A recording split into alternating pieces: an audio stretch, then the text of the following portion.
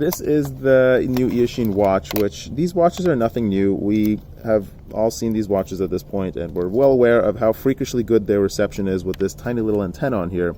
But there's something that's special about this particular one. Not only does it have a DVR built in, and it also does raceband, which the earlier watches didn't, it also comes with this USB cable, which is a USB to composite video out, which is super interesting because that lets you use this watch as a receiver for a monitor or a TV, so you can kind of share what you do even easier. But the focus of this video are these goggles, which I'm very pleased to say is a product that I will absolutely recommend. It's going down into my description below of items that I recommend for newcomers and pretty much everybody that wants a ride-along pair or any pair of goggles that doesn't want to spend $400 or $500. And that's because I'm going to be comparing these goggles to my Fatshark Dominator V3s, which I have now been using for 4 or 5 plus years.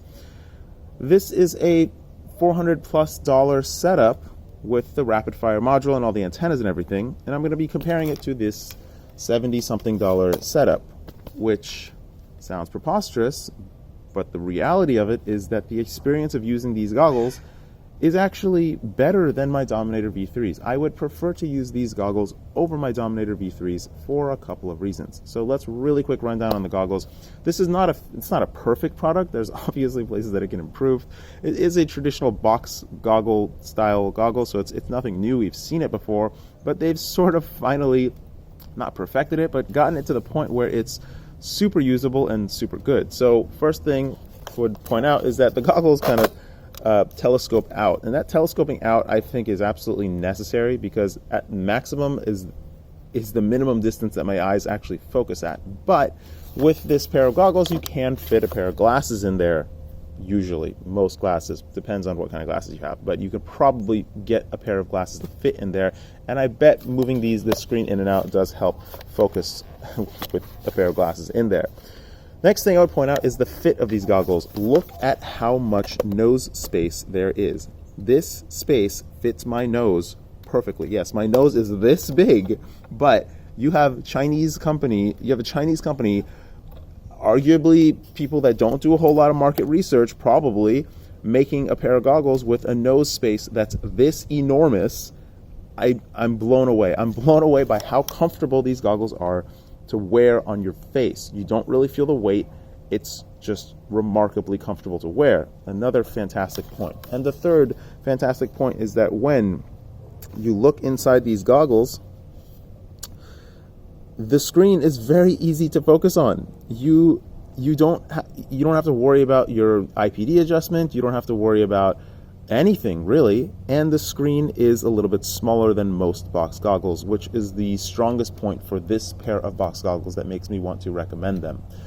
The box goggles traditionally have really large screens with this Fresnel lens in there that makes it even larger, and it's very odd to fly through a screen that's so huge. I know logically you might think that you want that immersion, but that's actually not what you want. It seems like you kind of want to be able to see everything in the fovea of your eye all at once, sort of.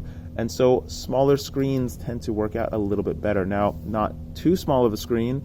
It's somewhere in this mid-range where it's not so enormous that you have to look around the screen, but not so small that you're straining to actually see what's in front of you.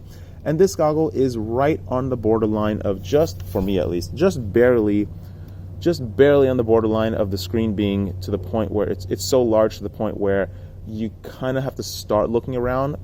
But I would say that the FOV of the screen is very similar to the Dominator HD2s, but not the HDOs, the HD2s, which is like a 50-degree field of view. And I think that's excellent. I think that's perfect. The rest of the goggle is fine. The reception of the goggle is about as good as the rapid fire in legacy mode, not in rapid fire mode. The rapid fire mode is slightly better because it does blend the two antennas together and it blends the two signals and does give you kind of not a clearer picture, but the fuzz is more visible. You can see through the fuzz easier. This receiver doesn't do that, and when it does get a little fuzzy, it does get some screen tearing and glitching, which is a little bit annoying.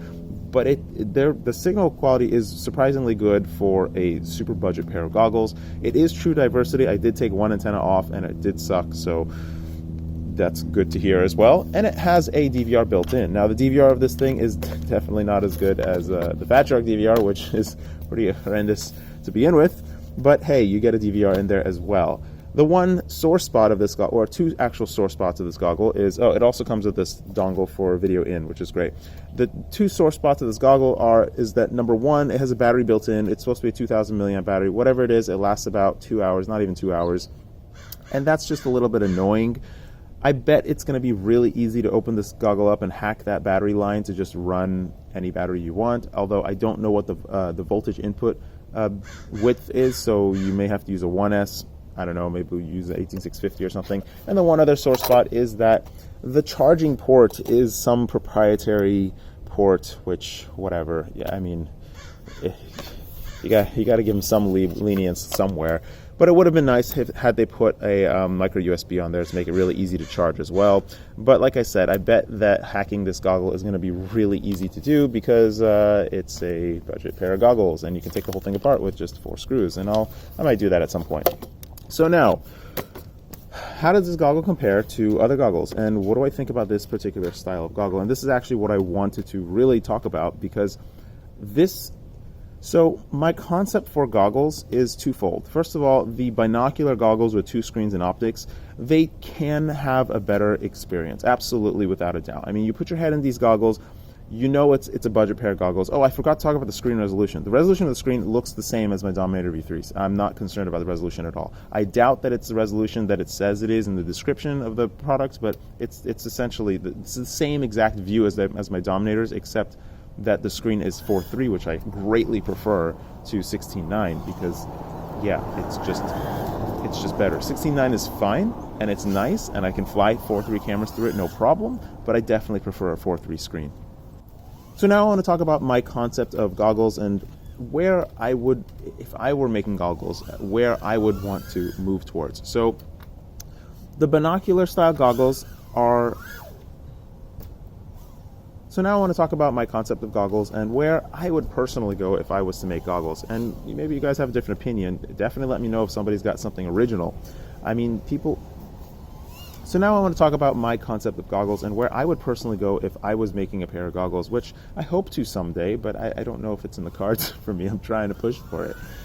Anyways, binocular goggles, like I said, they can have a better viewing experience, and that's primarily because they can control the light leakage, they can control the experience of the optics and how they function, and the HDO2 that just announced looks really fantastic, especially with that independent eye focusing adjustment as well. That looks amazing, and the fact that they redesigned the optics so that everything is finally visible without blurring, I mean, those are things you don't have to worry about with box goggles. But with box goggles, you do have to worry about a couple of other things. So if I was to make a pair of goggles, I actually would not make a binocular pair of goggles, at least not up front and not first. You're looking at this box pair of goggles, and I'm telling you that I would prefer to use these. I will use these over my Dominator V3s. In fact, I gave away my Skyzone 030s to a friend because he needed a pair of goggles, so I gave it to him. And so I'm back to using my Dominator V3s, but now that this came in, I won't be using my Dominator V3s anymore until I get the Orca or the HD2 or whatever. The Orca is actually shipping, believe it or not, finally. And I'm really thrilled to take a look at that, and thrilled to take a look at the HD2. So I'm really looking forward to, finally looking forward to FPV gear that's coming. Anyways, if you take these goggles and forget about the form factor, the shape, and just look at the concept of it. It's a box pair of goggles with a Fresnel lens in there. It's surprisingly comfortable to put on your face. If you take these goggles and spend an extra $50 on an OLED screen that's not 3 inches like it is in this goggles, which gives you a 50+ degree field of view, let's go for a 2-inch or maybe even a 1.7-inch screen of high resolution OLED, nice quality OLED, not like the OLEDs in the HDOs, which are not very good quality OLEDs, at least as far as I've seen, but they're the best. They were the best for goggles at the time. Now we have better ones. If you spend that kind of money on the screen in production, not in the finished product, you can get a lot for your money. That's not a little bit of money to spend on a single component of a goggle product. The screen in this goggle probably cost them $5 to buy and stick into this goggle. And so the struggle is that it's finding that screen, because screen companies won't make you a custom screen, because you have to order hundreds of thousands of quantities just to begin to meet their minimum order quantity. But if you took this goggle, put a really nice OLED screen in it of a little bit smaller size, and then change the Fresnel optics to glass optics, you now have a goggle that can have, plus put like felt on the inside of the box, you now have a goggle that can have a far better viewing experience. It can have a better viewing experience than any binocular pair of goggles in existence today. And the cost to produce that goggle is drastically less, because you're not looking to buy a 1/3 inch screen, OLED screen with a super high resolution, because those are really expensive to buy and make.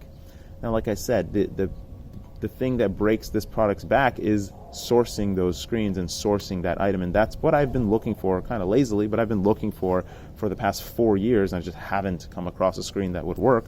I've looked at watch screens, I've looked at every single OLED and LCD screen I could come across. I've talked to multiple goggle manufacturers, asked them looking for the screen, multiple factories I know in China, asked them to look for a screen for me, giving them all the same requirements. Just, it's a struggle finding that screen. But that's the concept I would go after, because it fits more people's heads. If I give the same 100 people my Dominator V3s, and then I give them this Eachine pair of goggles, I would bet that almost all of them, probably all of them, would have no problem seeing the screen in the Eachine goggles, but a lot of them will be finicky and have challenges to see the screen in the Dominators, because the foam is too thick, the IPD is too weird, the lenses are odd, their lashes are wiping the lenses so they keep getting dirty. There's just so much to go wrong with these tiny little optics and tiny little fine fitment of a pair of goggles that are supposed to fit your face. Now, I do have a concept that I would prefer to make for binocular pair of goggles as well, which is nothing has even begun to approach that kind of a quality of goggle. I hope to see it in the future, but we're just not there yet. But yeah, I would love to see a really nice pair of box goggles, and it doesn't have to be this huge or this ugly. I have calculated and designed the optics for a pair of box goggles that would only be about 3.5 inches deep, which is not a whole lot more than a pair of Dominators. So I'm just curious as to why so many companies just, number one, like to copy Fatshark, and number two, why Fatshark hasn't tried to move into this direction. I mean, they don't really move in any direction. I'm just so grateful that they even considered making something that's different and something new. So I'm really excited to see them trying again. So thank you to Orca for bringing the pressure to get them to try once again. Anyways, that's it for these goggles. I definitely recommend them. If you're looking for a budget pair of goggles, I will definitely be using these and keeping them as a ride-along pair, because they work so fantastic as a ride-along pair. Take care. Bye-bye.